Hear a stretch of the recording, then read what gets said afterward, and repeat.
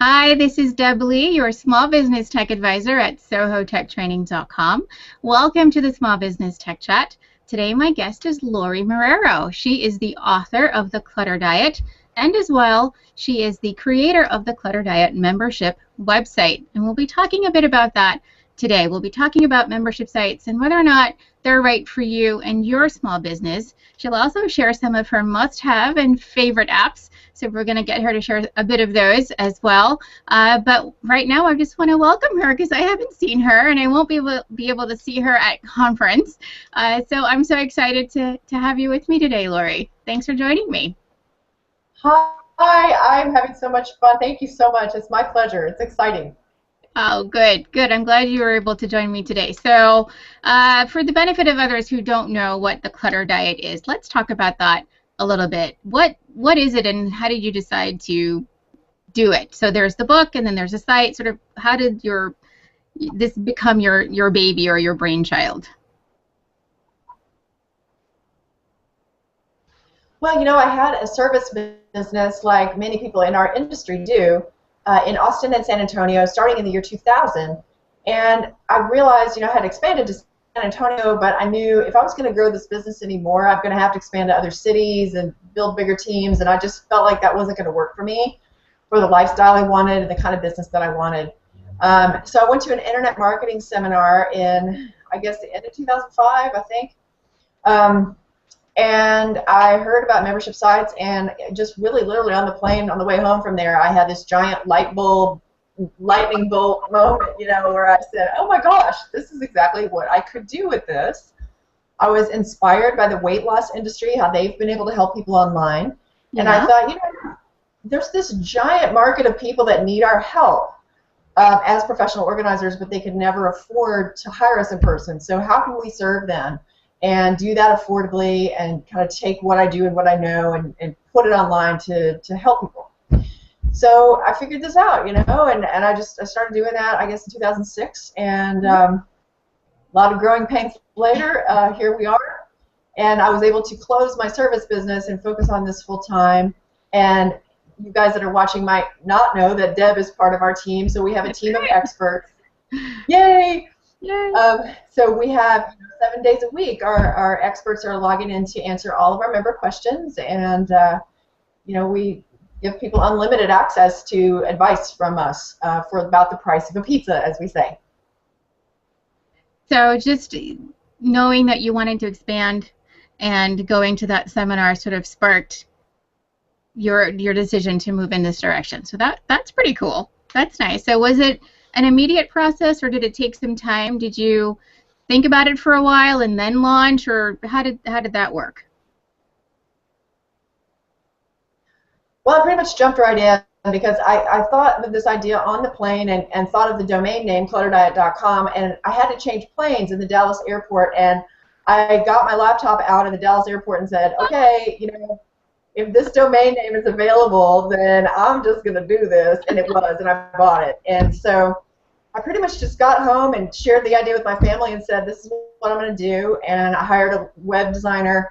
The thing was, it was really hard because membership sites were kind of a new idea at the time, and there wasn't anything in a box, really, that I could just say, okay, here's my membership site, and I had to build it from scratch. Okay. So it's been kind of a Frankenstein of pieces of software that sort of speak to each other and all that for a long time, and that's been a little bit of an hindrance. So it was not easy. Anyway. I'm sure. Well, there are a bunch of people here or who will be watching this that may be thinking about adding this as an option for their existing business, or perhaps just launching something completely new. What are some of the great things about having a membership site? What are some of the just, this is really complementary to what I used to do, or this is just a great way to do business? What are some of those benefits? Well, clearly the business model is the greatest benefit, and that's what's attractive to a lot of people about membership sites. So, in other words, recurring revenue. So you have a monthly fee that gets paid over and over again, and you can count on that revenue. And that is nice, but you do have to understand what your retention rates are, so you understand how long can you count on that revenue before you have to replace those people.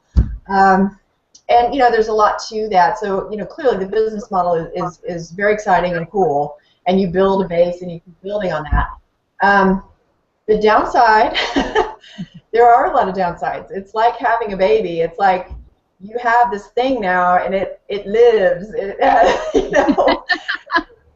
have to feed it, like literally, you just have to feed it all the time. You have to create content constantly, not only for the members and add value to the members on a constant basis, but you also have to be creating content and adding value out there in the marketplace to attract attention to the site. So it is, it's like I feel like a shark, always going for, I'm a content shark looking for, all ideas I can for content.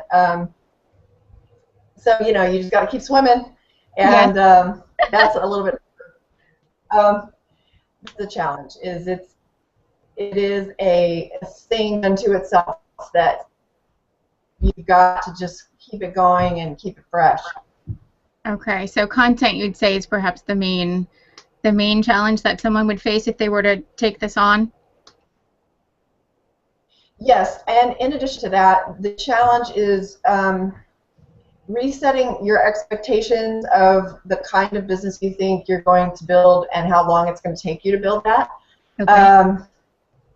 It has been way harder than I ever thought to get members, because when I first thought I was doing this, I thought, okay, Austin, where I live, it has about 1 million people. Okay. And, let's just say half of those people.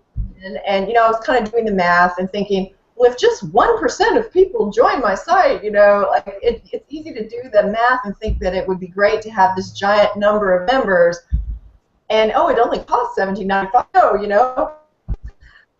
And it sign up for something that's a recurring charge on their credit card. Mm-hmm. It's a commitment, and they know it. Right. So it doesn't grow as fast as you think, and it's not as easy as you think. So if you have an expectation that you're going to be making this certain income by this certain time, double that. But it's pretty hard to get members more than you think. Do you agree, Deb? Because I know you probably have had the same experience. You know what? As I'm listening to you talk, I'm sort of nodding and saying, yeah, that for my membership website, it's the same thing. There is certainly making sure that you are adding value and sharing content that is easily consumed, given at a pace that is reasonable and not overwhelming, and that you're able to really share that with them in a way that makes sense. So keeping your members happy and then attracting new members, that's always I feel like I'm always switching between those two camps. So it certainly is not as easy as it might appear. Oh, just get this plugin or use WordPress and do this, and then all of a sudden it's there. I mean, I think those technical things might sometimes be easier, but then it's the softer side of things, the marketing, and then keeping folks around that I find more challenging, which is why I was so excited to chat with you today, because I know you've been doing it for a while, and so obviously you like doing this, and there's got to be some, I think some golden nuggets for people to sort of walk away with if they were to choose to add this on. I would imagine that some people might keep an existing service business and then just sort of add this as a another option. Is that something that you just didn't think would work for you because you completely went in this direction? What were you thinking with that?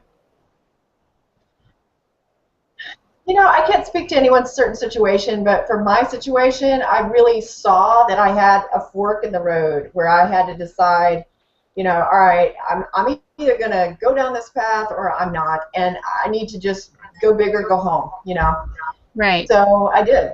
And I figured out an elegant way to shut down what I had without destroying what I built. So actually what I did was I had a star employee in Austin and a star employee in San Antonio, and I just came to them and said, here's what I want to do. Okay. I want to get out of this and go here. I need to close this down as far as my part of the business, but right. I would like to continue with what you want to do with the clients that we have, I knew that they were not in a position to just sort of buy me out. I knew that wasn't going to happen. So what I did was just license the trademark. Okay. So we had Living Order as the company, or the trademarked name. So I just said, look, you guys open up your own businesses in each city, and then you guys license back from me the name, and then it looks the same to the public. So they just saw that Living Order was still in business, and it was the same people, but it wasn't me anymore. So it was a way to kind of transition that, and it worked. Okay, and I know those two stellar employees as well. Shout out to Eileen and to Yvette. Hi, ladies. So, so you think if someone were to say, look, I think I'm going to do this, would you say, yeah, go ahead, do that? You would certainly say, yeah, this can work. It's just work. Yeah, I would say it can work, but it does work. And I think, you know, I don't think it's something you can do if you're playing small. Like you can't just go, I'm just going to recruit local people to be my members and just kind of play dabble and all that. You got to play big. And I remember having to cross that line in my own mind. Yeah. And it's a big heavy duty line to cross. So you got to be willing to be in the fishbowl, you know. And that's good and bad, but it does take that to be successful here. So go big or go home. Okay, pretty much. So, yeah. Okay. All right. So I actually want to segue a little bit and chat with you a little bit about some apps. If you use apps, and I think you do, which ones are your favorite? So if you had maybe, you know, your top 3 or your top 5 that you couldn't live without, which ones are those? Well, you know, you and I both love Evernote. Yes. So this is no surprise. And then there is a companion to Evernote that actually they now own that's called Sketch. Right. You use Sketch?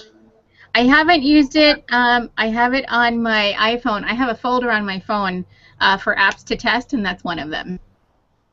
Well, I can't live without Sketch because it is, I don't know if you've ever used Snagit on your actual laptop or, you know, a desktop computer, but it is a, not just screen capturing, but just, you know, you can take a photo of something.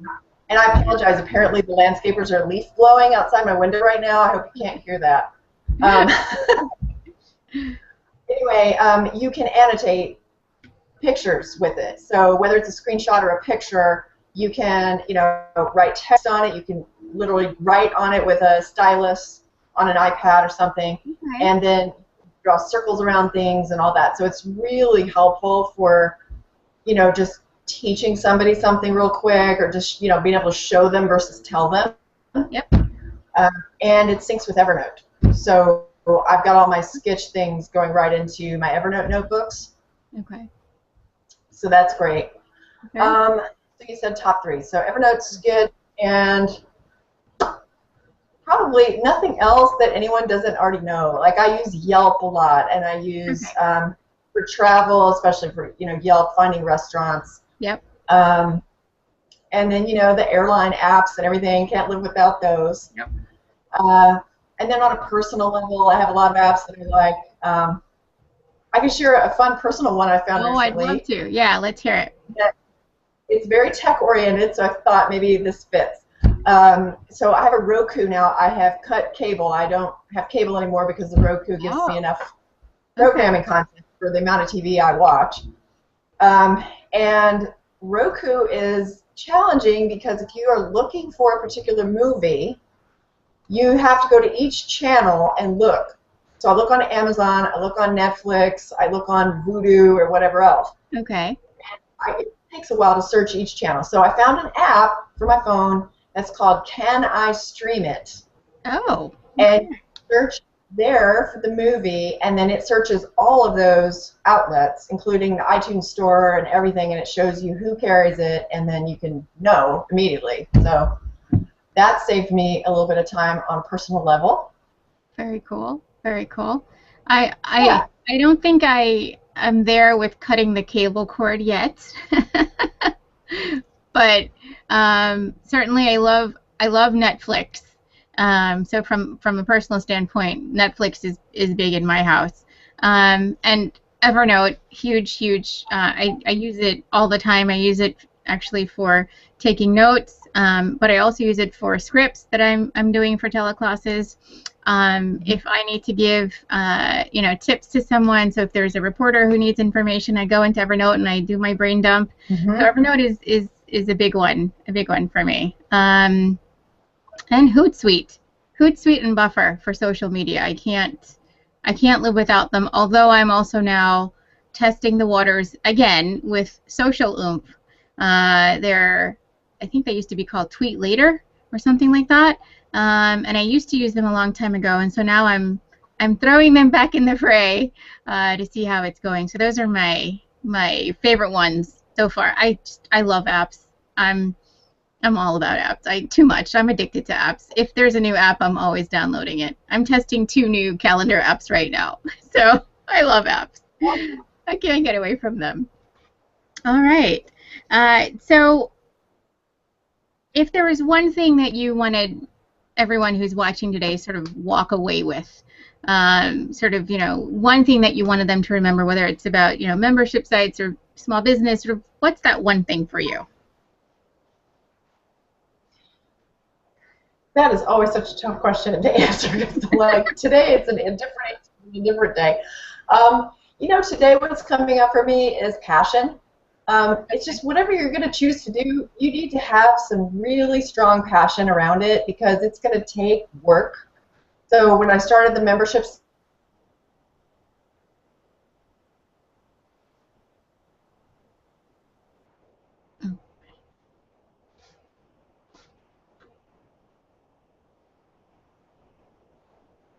Oh, I think we may have lost you, Lorie.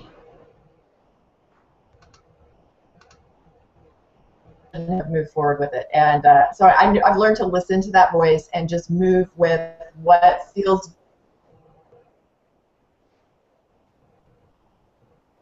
Okay. Sorry about that. My screen just cut out slightly, so I didn't hear all of it, but I'm sure it was fabulous. It sort of went out a little bit there, so sorry for that. All right, well, I really appreciate that you took the time to sit down and chat with me today. And I think I've covered all of my questions, and I think I'll probably circle back to you again at some point. We can talk about membership sites a bit more and sort of, your thoughts on it, maybe a few months down the road. So thank you so much for joining me today, and thank you to everyone who stopped and sort of took a little bit of time out of their day to watch today's broadcast. This is Deb Lee with Soho Tech Training. We'll see you next time. Bye-bye.